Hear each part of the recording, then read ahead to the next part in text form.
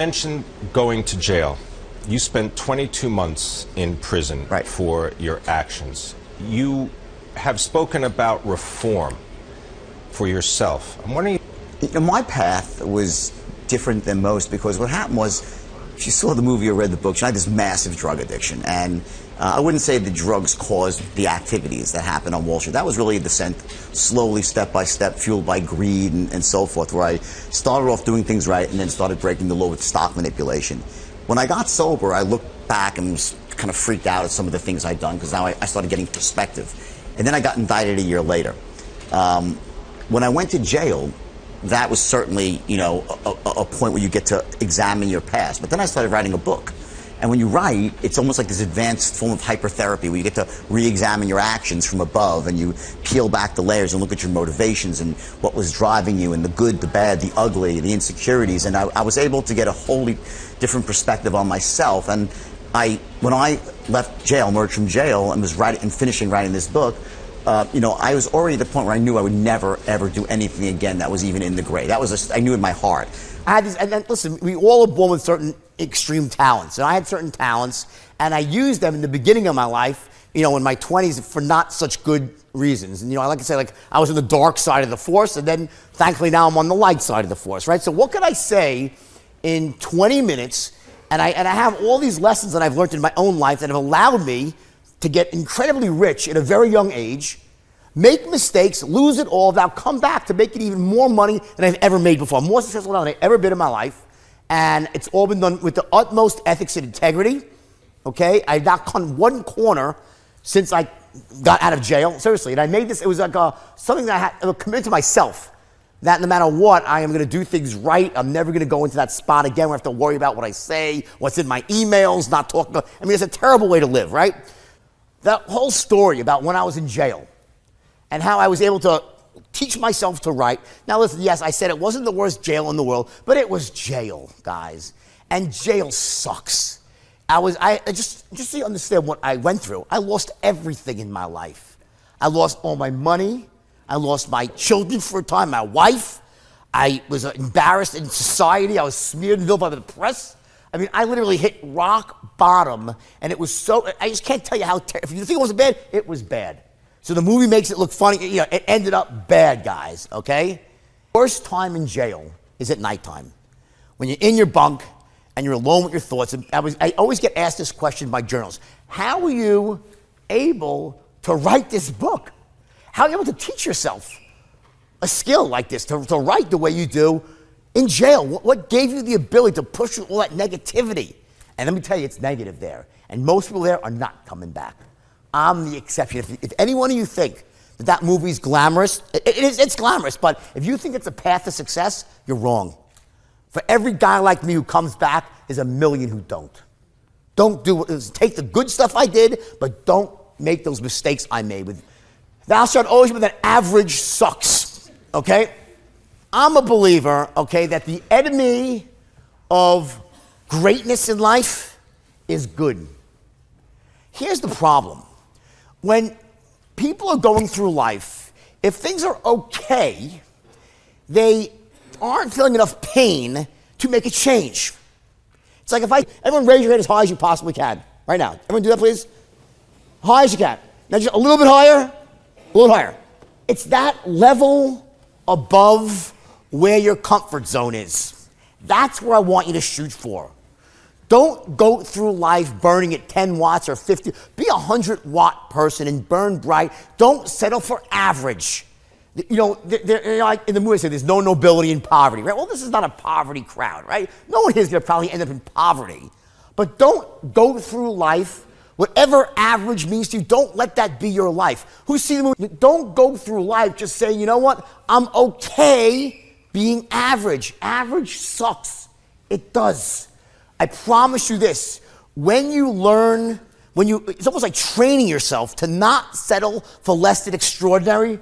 It's basically your own standard. You will live a life that's so full of joy and happiness, and some misery too, because you need to have both to know the difference, right? But so much joy and so much passion, that's where it is. It's at extraordinary standards. Don't settle for average. Make sense? Yes? Please don't, okay? Because you'll look back one day when you're old and gray, almost like I am, right? And you'll say, you know what, that frickin' sucked. Because those few moments in my life when I was extraordinary, that was when I felt most alive. The problem with most people in life is not they set their goals too high and miss them. Let me repeat that. The problem with most people, they don't set their goals too high and miss them. That's not the problem. The problem with 99% of the world is they set their goals too low and they hit them. Average sucks. The enemy of great is good. Don't set your goals low. Set your goals high. Now, don't set them in the stratosphere because then your brain says bullshit. It loses its power. Which is why I said stretch just above your comfort zone. So when you're setting goals like that, very often you're not going to meet your goals. You'll miss them slightly. And that shows you, what am I doing right? What am I doing wrong? They're actual signposts. Are you heading in the right direction or the wrong direction? Now, just imagine what happens if you become emotionally invested. If you say, oh, if I don't hit this, I'm going to be miserable because I have this goal and I'm going to fucking focus on this goal. And when I hit it, then I'll feel good.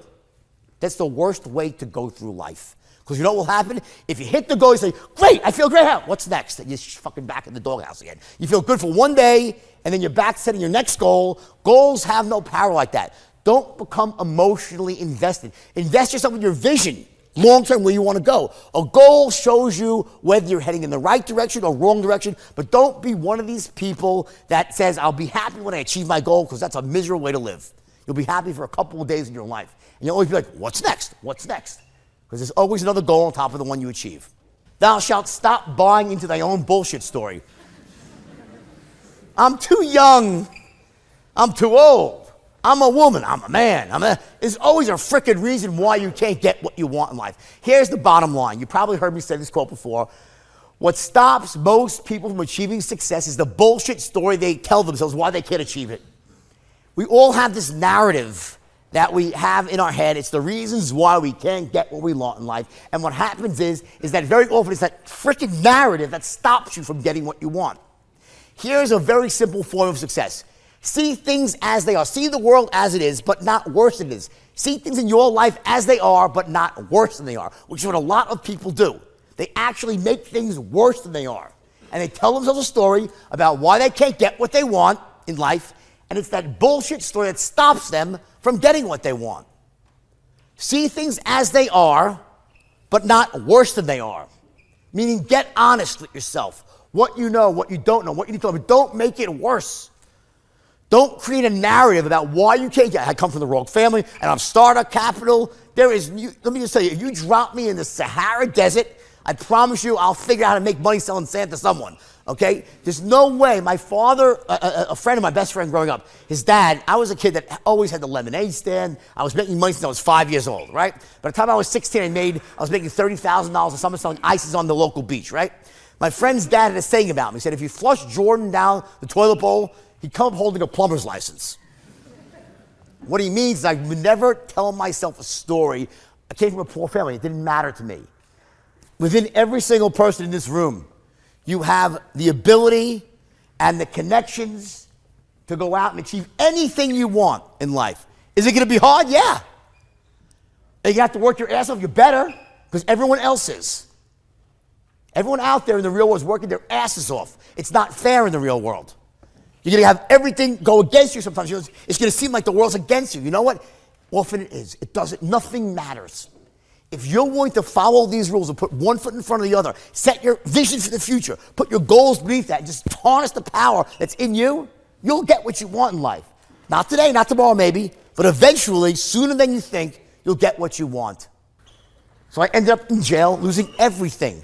And the worst part of it all was my kids. I had 2 kids. They were 7 and 5. And I loved my kids more than anything you could possibly imagine. And to embarrass them like that was in the newspaper.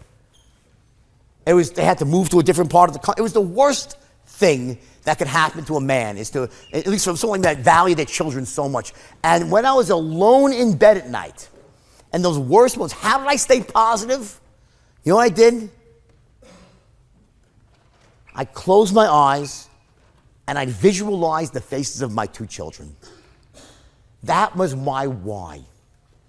Why did I have to come back? Why could I not say die? Why could I not? I love my kids so much There was nothing I wouldn't do to make it right for them.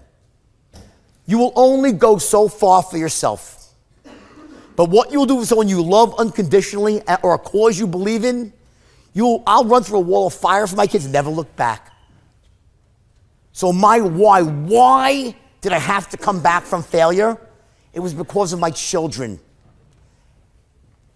And once you understand your why, your why do you want to succeed? So you have a vision, right? But why? Is it money? Money won't do it. Money will take you so far. I want to be rich. What does that mean? Nothing much. Nice car. It's why at the deepest level. Is it your parents? Is it a religious cause? Is it something?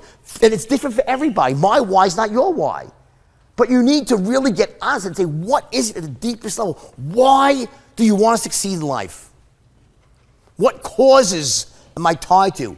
What other people besides myself? When you do that, like I did that, you can go through anything in life and get what you want.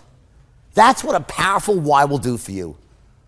So when you go out there into the world, just know at the deepest level why success matters to you.